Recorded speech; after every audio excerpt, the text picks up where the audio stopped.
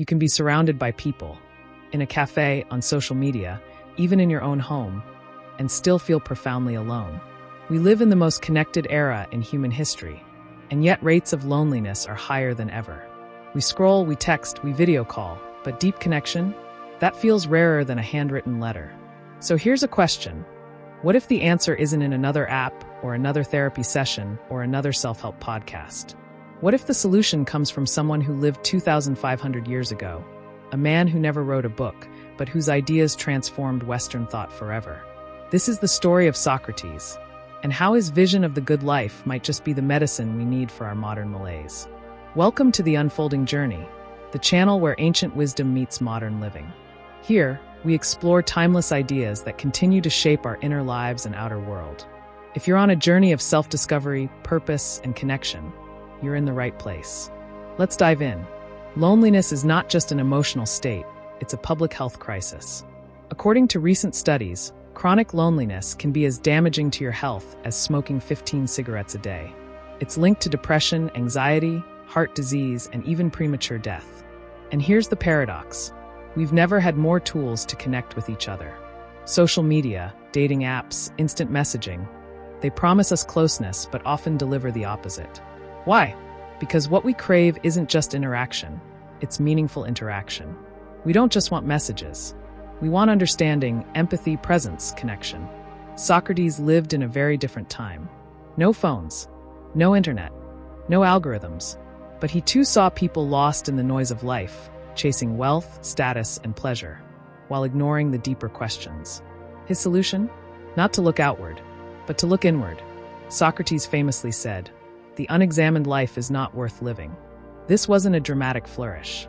It was a fundamental belief. To live a good life, we must begin by knowing ourselves, truly and deeply. Loneliness, Socrates might argue, isn't just a lack of others. It's a lack of connection with ourselves. How many of us are strangers to our own minds? We distract, we consume, we chase, but we rarely pause to ask, who am I? What do I value?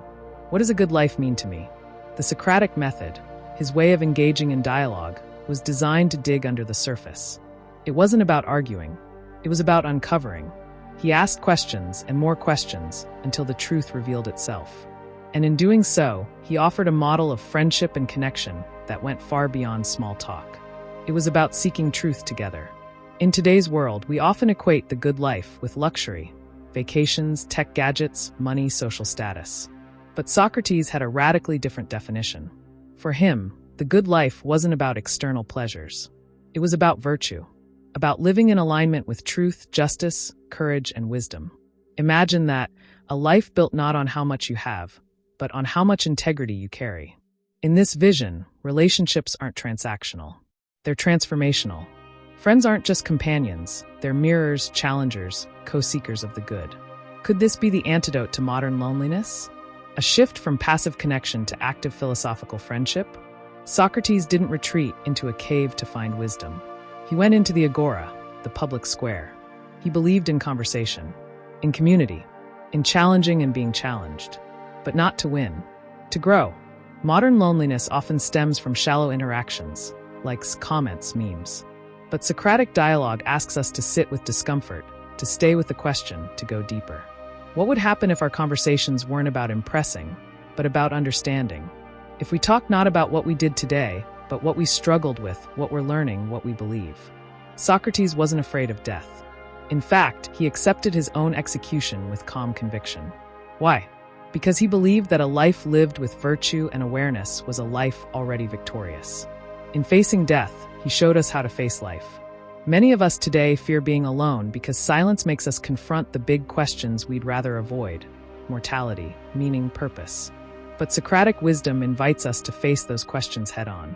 Not to be overwhelmed by them, but to be guided by them. What if the path to overcoming loneliness is not running from these questions, but walking with them? So how can we bring Socratic thought into our modern lives? Here are a few starting points. 1. Practice self-inquiry. Set aside time each week to reflect. Ask yourself, what did I learn this week? What challenged me? What am I avoiding? 2. Seek meaningful dialogue.